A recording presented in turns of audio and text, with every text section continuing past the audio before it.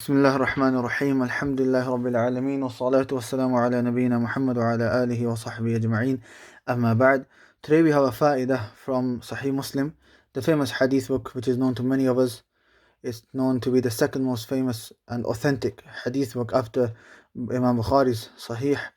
And the book which you have in front of us is not actually Sahih Muslim, but rather it is an explanation of Sahih Muslim by Imām Al-Nawawī rahimahullahu ta'ala. And his explanation, Imām Al-Nawawi's explanation, is known to be one of the best, if not the best, explanation of Sahih Muslim. And it is in 6 volumes, as you can see here. And this publication is Darul Fayha. There's also Darul Ma'rifah. There's also the new one which came out by Sheikh As-Sarsarawi, which is 15 volumes, I believe, Darul Minhaj, if I'm not mistaken. However, that is quite expensive. But this 6 volume Darul Fayha is also a good print to get. Now, Imam Al-Nawawi's explanation, subhanAllah, when you look at it, it's not actually a very in detail, in depth, very long explanation. I mean, this is 6 volumes, and as you can see here, Fath al-Bari, Fath al-Bari, which is explanation of Sahih Bukhari by Al-Hafidh ibn Hajar, is 22 volumes. Okay, so obviously this is very, very long, very, very big, and very beneficial. But we can talk about Fath al-Bari at another time. We want to focus on the explanation of Sahih Muslim by Imam Al-Nawawī today. And subhanAllah, his explanation is actually very summarized, very concise. But the fawaid in that are so many. And this is one of the most enjoyable books I've ever read. And it's one of my favorite books that I have read. I mean, especially the first volume, Kitab al-Iman. You can see, subhanAllah, the colors change as well compared to the others. But it's a very, very amazing book. And this shows the speech of the ulama. Those who have knowledge, their speech isn't a lot, but it's beneficial, concise, to the point.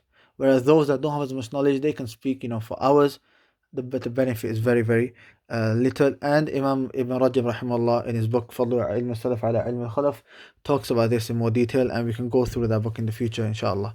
Today we have a fa'idah in volume number 2, bi'ithnillah. I'm just going to take the volume out.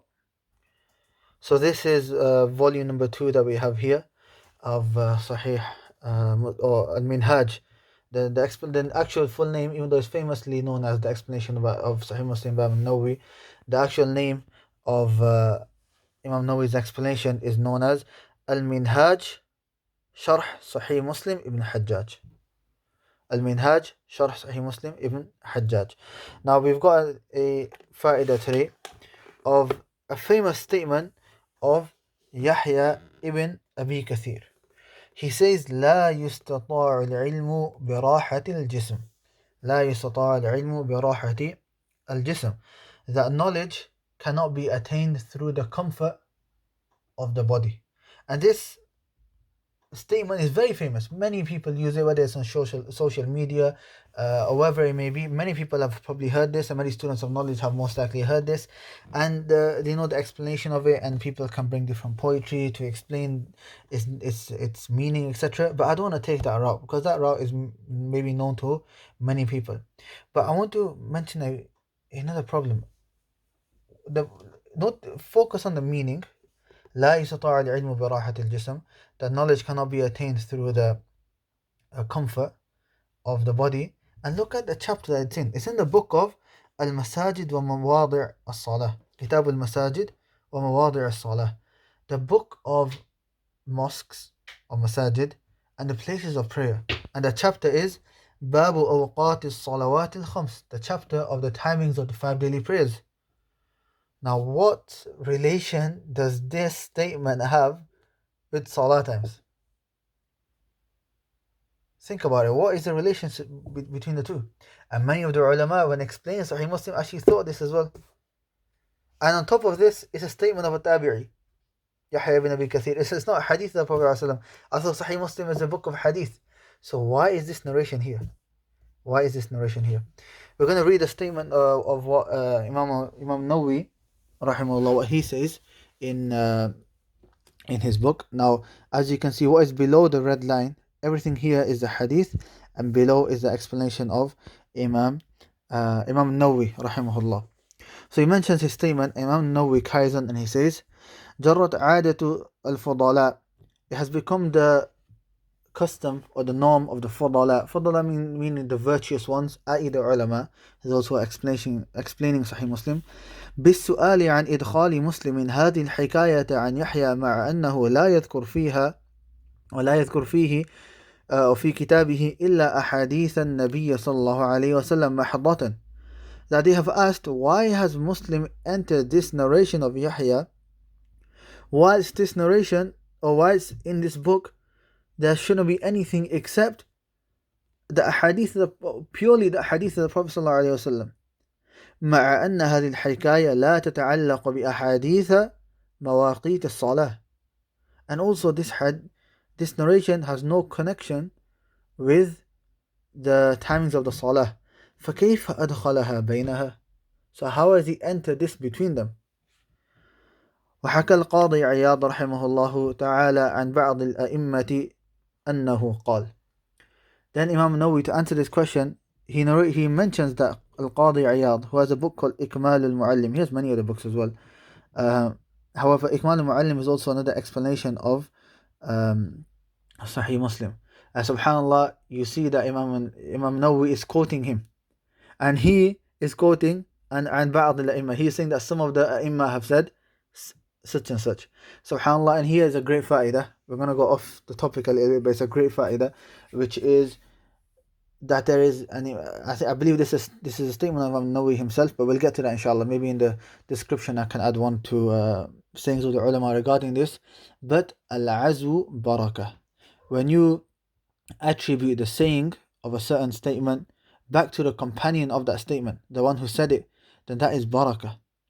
If, for example, even academic studies, you write something but you don't put a reference there that you've taken it from this book, what's that known as? Plagiarism. Similarly here. And one of the greatest proofs for this is, for example, Imam Nawawī's book, the 40 hadith of Imām Al-Nawawī, Al-Arba'īn Al-Nawawiyah. It's actually 42 ahadith. But these 42 ahadith, are they actually from Imam Al-Nawawī? No, they're not. And this is mentioned by Imam Al-Nawawī himself and also Ibn Rajab in his explanation. That before Imam Al-Nawawī came Ibn Salah, Al-Hafiz Ibn Salah, the one who wrote the famous Muqaddimah Ibn Salah, which is the book that everyone goes back to in the science of Mustalah Al-Hadith. Ibn Salah, he had a gathering where he said that he has gathered a number of hadith which incorporate the whole religion, or it summarizes the whole religion. So the main hadith, that you could summarize the religion in, he's gathered them. So he had this gathering where he would narrate these ahadith to his students, and the students would write them down. So it wasn't a book given to them. This is known as imla, where the teacher would speak and narrate a hadith and the students would write down. And it ended up being 26 ahadith. Later on, Imam Al-Nawawī came along and he added 16 more, which made 42. So subhanallah, more than half of the book Al-Arba'īn Al-Nawawiyah, the 40 hadith of Imam Al-Nawawī, and we say 40 just to round it up, it's actually 42, but more than half is actually not from Imam Al-Nawawī himself. However, the name of the title is Imam Al-Nawawī. And subhanallah, and this is a fa'idah that took not only this, but also this as well, from Sheikh Muhammad Abdul Karim Al-Ishaqi. And he mentioned this with other books of Imam Nawawī as well. For example, Riyadh al-Salihin, they say a lot of it is taken from Munziri's Targhib wa Tarhib, and other books as well. But why is no one reprimanding Imam Nawawī? Why is no one saying that he's taken this from somebody else? Why has it been accepted so much so that the first book that you study in the science of hadith is this book? Why is that the case? Why he has taken it from somebody else? Because he attributed it back to Ibn Salah. And he said in another book, I forgot the name right now, but he said that he took this from Ibn Salah. So Imam Nawawī mentioned this. He's not trying to hide it. He's clearly said, I've taken it from somebody else, and I've added 16 more because I believe that these also encompass the main chapters of the religion to make it 42. Now this book has been famously spread and accepted by nearly everybody,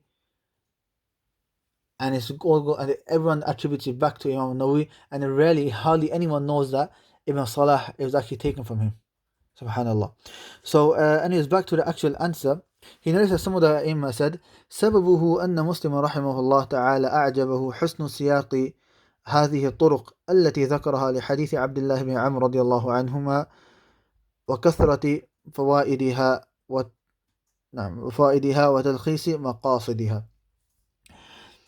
He says that Imam Muslim, actually, when he wrote this, subhanAllah, this is another fa'idah that you could take, the difference between Imam Bukhari, or one of the differences between Imam Bukhari and Imam Muslim.